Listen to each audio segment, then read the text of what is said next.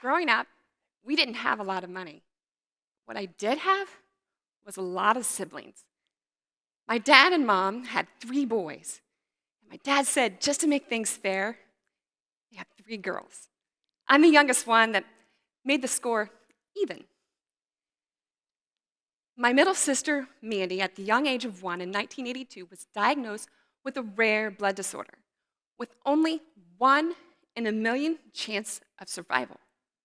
1 in a million. And she was in and out of the hospital over the next 4 years. We were broke.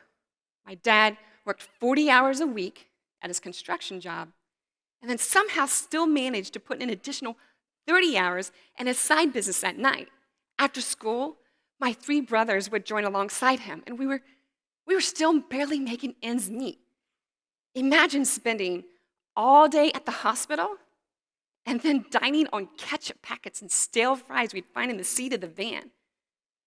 Every once in a while, the parking agent would waive our toll so we wouldn't have to pay it, and it would afford us a more small but legit meal for our hour-long trip home.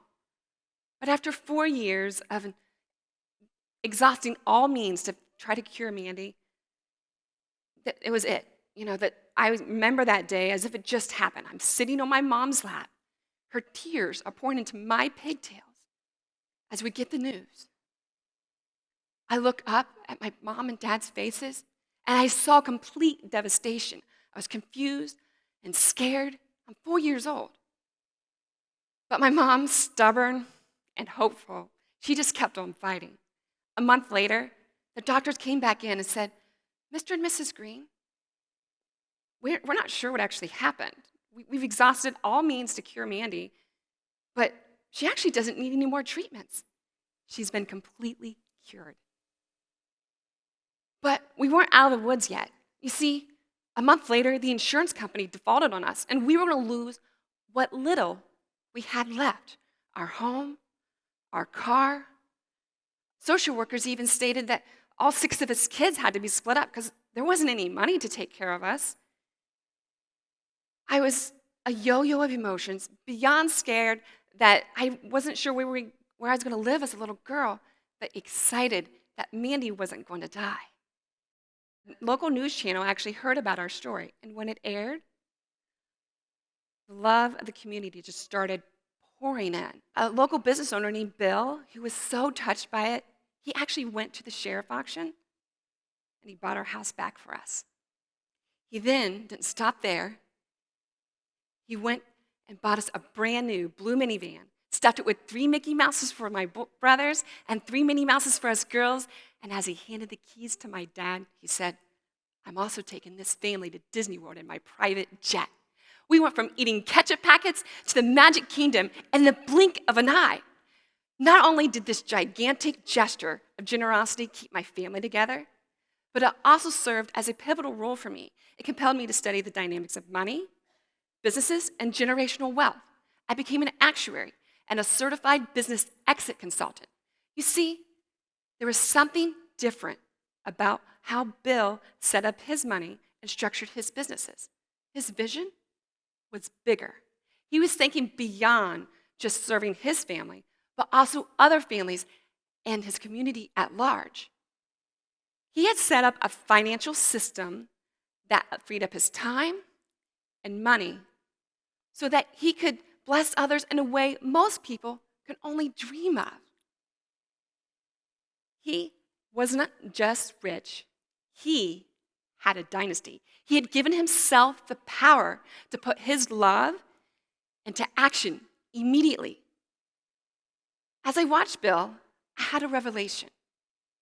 Building a dynasty, it is not an option. It's an obligation. A dynasty is an abundance-based system that gives you the time and money so that you can live out your purpose and uplift others. A dynasty is a mindset. When we think dynastically, we aren't just thinking of our children and grandchildren, but their grandchildren, and giving them what they might need to keep improving our world. It's an act of compassion. It's the ultimate, I love you. Love in the heart is good, but love with the bankroll is so much better. But I know what you might be thinking. Molly, I'm not a Rockefeller. I don't own a business. I'm a project manager or a nurse or a hairstylist. How can I build a dynasty? Does this even apply to me? And the answer is yes. Everyone can build a dynasty. You don't need any money to start. In fact, you can start completely in the negative, and you can start today. Knowing your purpose is crucial. Start here before you even take the next step. Because having your purpose is going to serve as your motivation. Because building a dynasty, it's a long game. And we humans, if we don't have our big gripping why, we simply won't take initiative. Netflix and the internet are just way too enticing.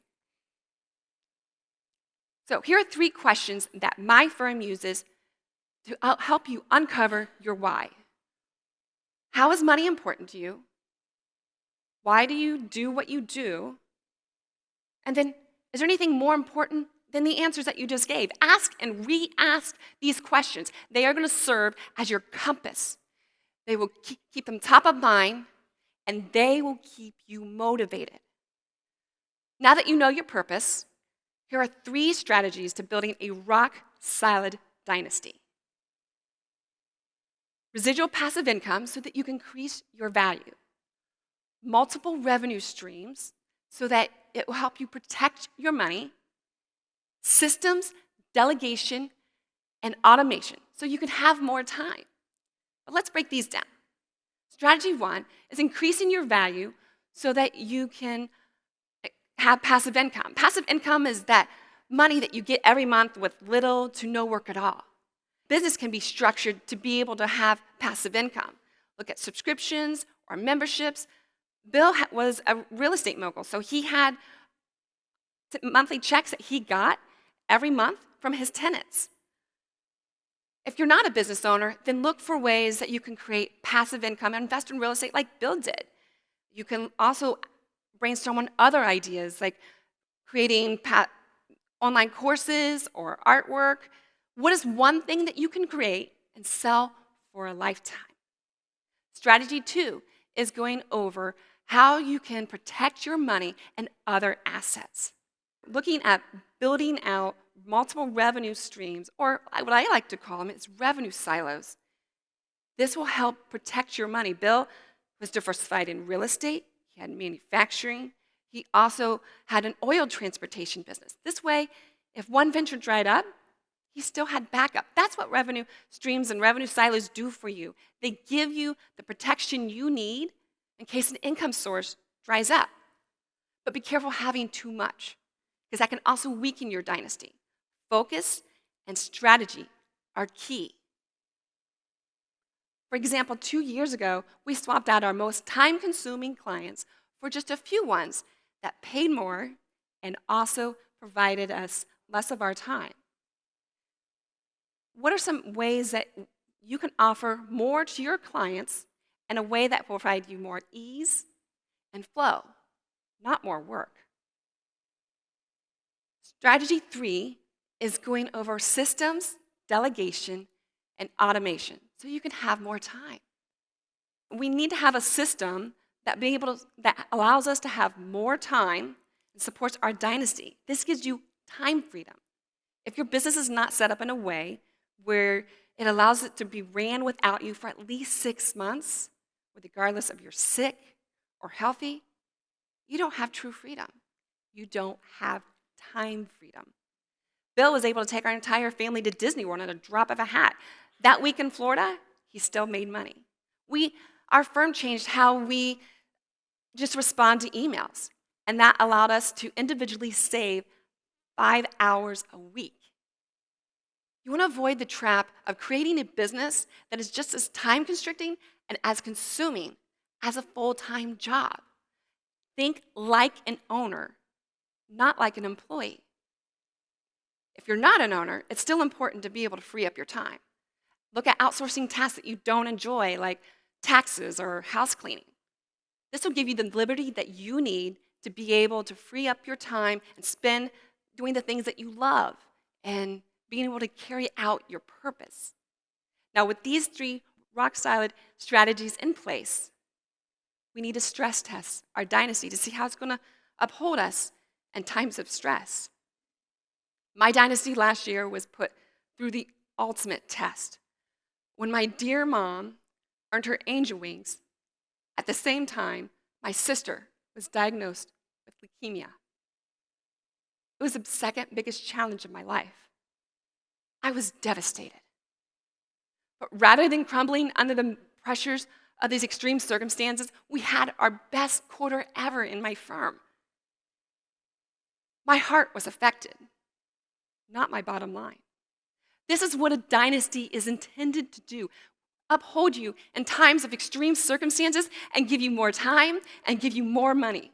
I challenge all of you to accept the responsibility and claim your role as a dynasty builder.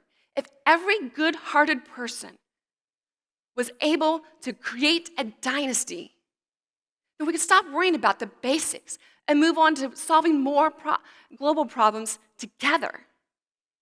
Imagine a world where we don't have to worry about the likes of Elon Musk or Bill Gates to cure malaria or solve homelessness, because we're doing it. There's no financial savior coming to right society's wrongs. No. Look around you. It's us. Every good-hearted person with our big hearts and our pocketbooks and our well-structured dynasties. We are capable. We have the power and permission to transcend all of our expectations and recreate a world for good, one financially everlasting dynasty at a time. Thank you.